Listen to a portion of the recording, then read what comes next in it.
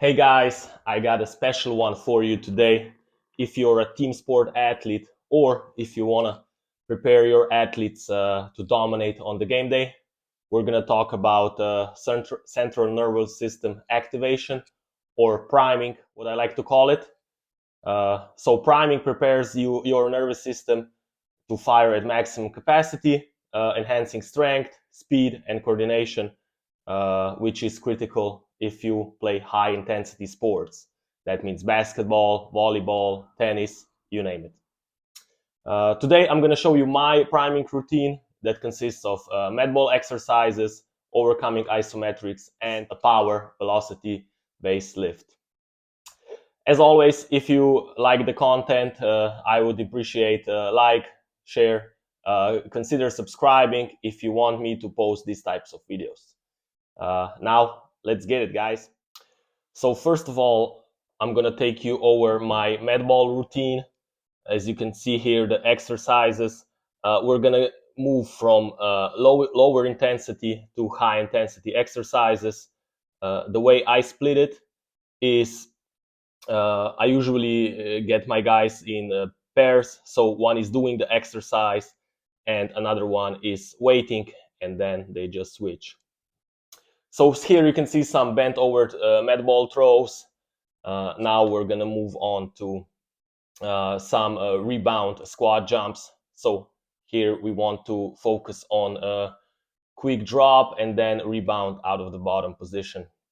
So usually I do this around 6 reps. So if we're gonna go split squats like we do here, we're gonna go 6 each side. Of course, if we have them in pairs, one is always resting in between. So here we have our Medball rotational throws. Again, we're moving from general to specific a little bit. This is still what I would call like a general exercise. So yeah, and here we move on a little bit to more basketball specific work. So we have our lateral jumps. Notice how I move the ball, the Medball, from side to side. This is a new one I came up with. So basically front leg is jumping. With Medball, you want to go in like a Russian twist motion, basically, but we want to do that fast. You have here another angle to look at it. This is pretty intense, so we do this at the end. Now, the second part, we're going to go to overcoming isometrics. So these exercises create maximum tension and force without movement. So this teaches us to generate power efficiently. But what you notice here is this is joint angle specific. So I got a couple of options for you here.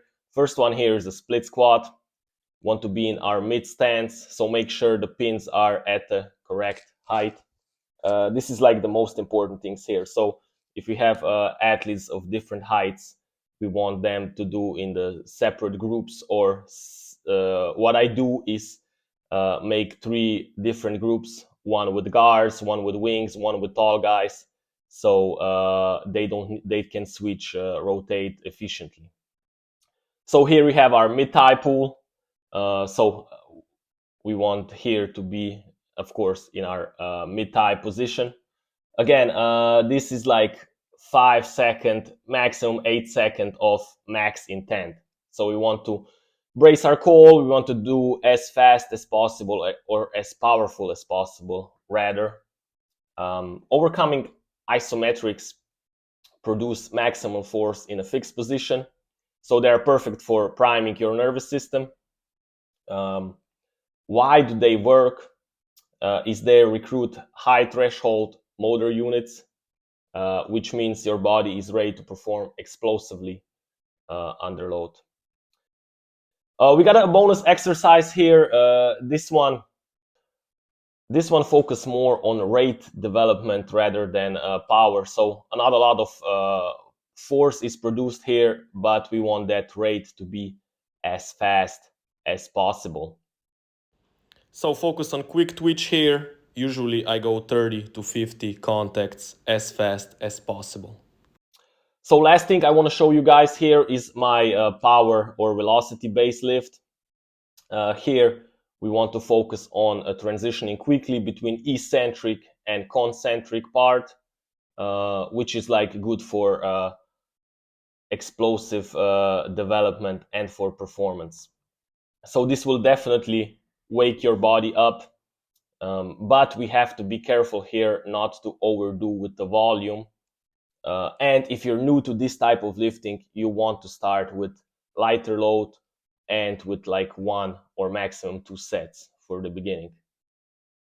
So here we have like a double push press. As you can see here, basically 1.5 rep in each rep. I use leg drive efficiently. I engage my core as much as I can. I like this split stance setup here. And this would be like around my 60% of maximum lift. So we don't want to lift as much as possible here, but we want to focus on the speed side of things. So just a quick recap before you can implement this in your own routine.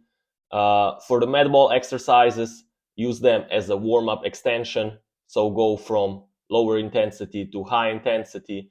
If you have a full team, make sure you partner up. You can choose also some other exercises. Those were just a few examples I use.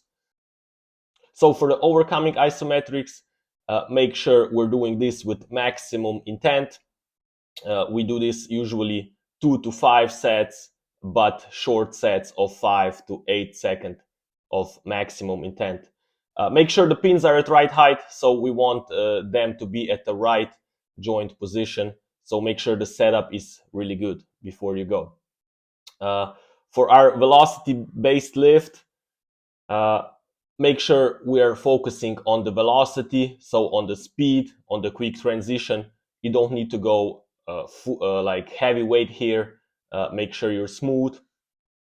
One more thing here, do not overdo this exercise. Although they are lighter in load, they can produce a massive muscle soreness if you're not used to this type of training. So make sure you ease yourself in. We don't want muscle soreness on the actual game day. So ease in and gradually increase throughout the weeks. You can incorporate these drills, not everything, but maybe like implement few exercises 1 or 2 days before your game day. In some capacity, so like in smaller doses, they could work on the actual game day, but I trust your expertise, so test it out. We don't want to experiment on the game days though. Maybe start with 1 or 2 days before your game day. All right, thank you for staying with me throughout the video. Drop a comment if you made it this far. I got a special needle emoji for this one. Probably don't need to explain why. So send this to a teammate or to a friend that needs to hear this, and let's dominate your next game day.